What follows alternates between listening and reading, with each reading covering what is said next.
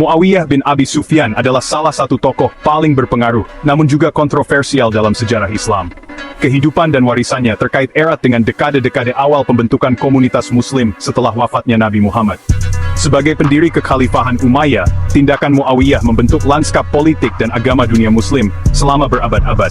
Memahami kisahnya membutuhkan penelusuran narasi sejarah yang beragam, terutama perspektif yang berbeda antara Muslim Sunni dan Syiah. Video ini akan membahas kehidupan Muawiyah bin Abi Sufyan, menjelajahi latar belakang, kontribusi, dan kontroversinya melalui sudut pandang Sunni dan Syiah. Dengan memeriksa perbedaan sudut pandang ini, kita berharap dapat memperoleh pemahaman yang lebih bernuansa tentang warisan kompleksnya dan dampaknya yang abadi pada sejarah Islam. Muawiyah lahir di keluarga terpandang Bani Umayyah dari suku Quraisy di Mekah. Ayahnya, Abu Sufyan, adalah penentang kuat Nabi Muhammad di awal masa Islam. Muawiyah dibesarkan di lingkungan elit sosial dan politik masyarakat Mekah. Dia menerima pendidikan yang baik dan mengembangkan keterampilan kepemimpinan yang kuat. Meskipun keluarganya awalnya menentang Islam, Muawiyah akhirnya memeluk Islam bersama keluarganya setelah penaklukan Mekah. Beberapa sumber menyebutkan Muawiyah mungkin telah masuk Islam secara diam-diam sebelumnya, tetapi penerimaan resminya menandai titik balik. Dia menjadi juru tulis Nabi Muhammad, menuliskan wahyu Al-Quran. Pengalaman ini memperkenalkannya pada ajaran inti Islam dan praktik administrasi Nabi. Kehidupan awal Muawiyah, oleh karena itu, berada di antara tradisi pra-Islam Arab dan komunitas Islam yang sedang berkembang.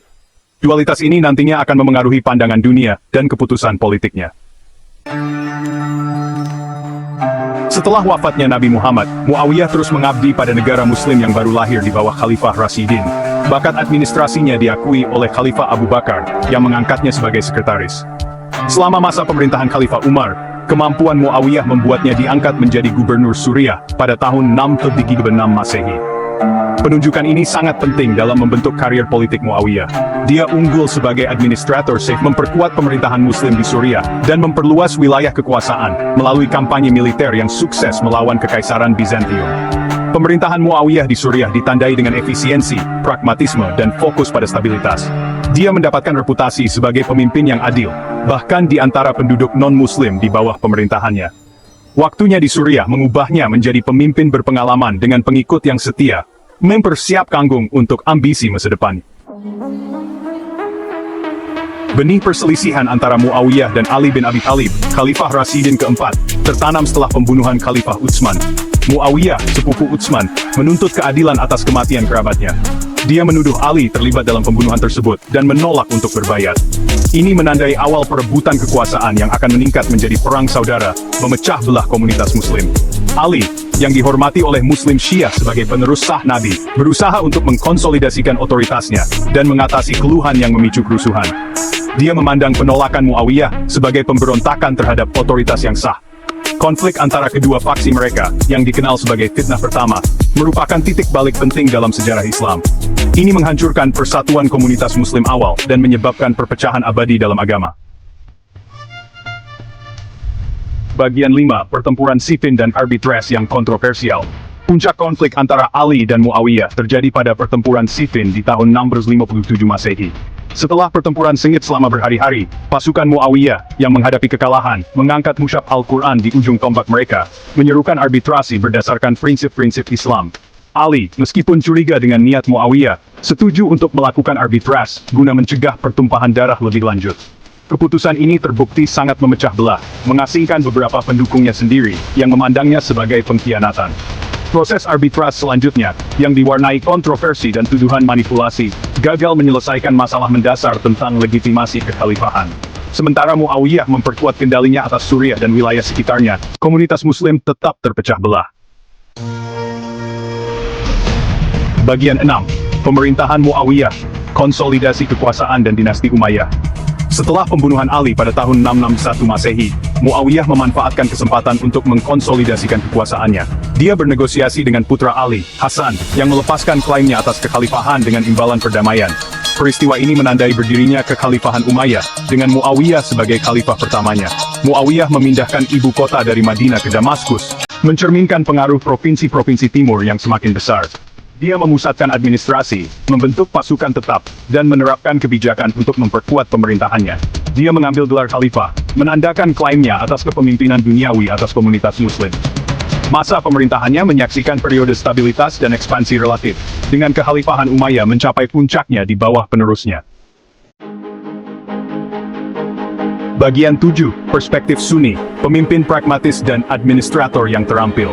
Muslim Sunni umumnya memandang Muawiyah sebagai penguasa yang cakap dan politisi yang terampil, yang memainkan peran penting dalam menjaga stabilitas selama periode yang penuh gejolak. Mereka mengakui kecerdasan administratifnya, kampanye militernya yang sukses, dan perannya dalam memperluas wilayah kekuasaan Islam. Ulama Sunni sering menyoroti pragmatisme Muawiyah, terutama keputusannya untuk melakukan arbitrase dengan Ali. Mereka berpendapat bahwa dia bertindak demi kepentingan terbaik komunitas Muslim dengan mencari penyelesaian damai atas konflik tersebut. Namun perspektif Sunni tentang Muawiyah bukannya tanpa kritik. Beberapa mengkritik keputusannya untuk menunjuk putranya, Yazid, sebagai penerusnya, yang meletakkan dasar bagi suksesi turun-temurun dan menyimpang dari model kepemimpinan elektif Rasyidin. Bagian 8. Perspektif Syiah, perampas kekhalifahan dan penindas Ahlul Bait. Muslim Syiah memiliki pandangan yang sangat berbeda tentang Muawiyah, menganggapnya sebagai perampas yang secara tidak sah merebut kekhalifahan dari Ali, penerus sah yang ditunjuk oleh Nabi Muhammad. Mereka mengutuk pemberontakannya terhadap Ali sebagai dosa besar dan pengkhianatan terhadap keluarga Nabi, Ahlul Bait. Narasi Syiah menekankan dugaan peran Muawiyah dalam memicu konflik dengan Ali dan memanipulasi proses arbitrase untuk keuntungannya. Mereka mengkritik kebijakannya, yang mereka yakini meminggirkan dan menindas keturunan Nabi. Pertempuran Karbala, di mana putra Ali, Husain dan keluarganya dibantai oleh pasukan Umayyah, tetap menjadi peristiwa yang sangat emosional dan menentukan dalam sejarah Syiah, memperkuat kecaman mereka terhadap Muawiyah dan dinasti Umayyah. Bagian 9. Warisan Muawiyah, tokoh kompleks dalam sejarah Islam. Warisan Muawiyah bin Abi Sufyan tetap menjadi subjek perdebatan dan penelitian sejarah yang berkelanjutan. Dia dipuja dan dicerca, kontribusinya terkait dengan kontroversi yang terus bergema di dunia Muslim. Muslim Sunni mengakui perannya dalam memperluas wilayah kekuasaan Islam dan kepemimpinan pragmatisnya selama masa pergolakan. Namun, Muslim Syiah mengutuknya sebagai perampas yang menantang otoritas Sah Ali dan menindas keluarga Nabi. Memahami Muawiyah membutuhkan penelusuran narasi yang kontras ini dan mengakui emosi mendalam yang ditimbulkan oleh warisannya.